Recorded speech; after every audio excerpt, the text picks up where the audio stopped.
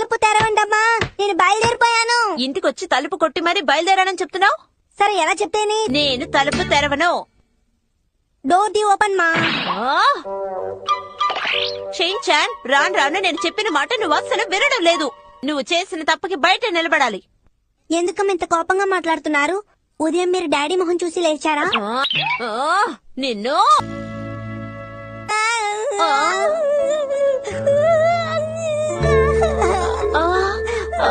లేదు, ఈ రోజు వాడిని క్షమించి వదిలేస్తే ఇంకెప్పటికీ మారడు. కానీ షిన్చాన్,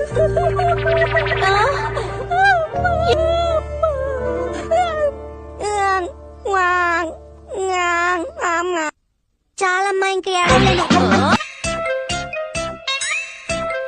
నా తల మీద ఏంటి సిగ్నల్స్ వచ్చాయి? హలో, మే కమిన్ మా. నువ్వు ఏ రకంగా అడిగినా నిన్ను లోపలికి రానివ్వని షిన్చాన్.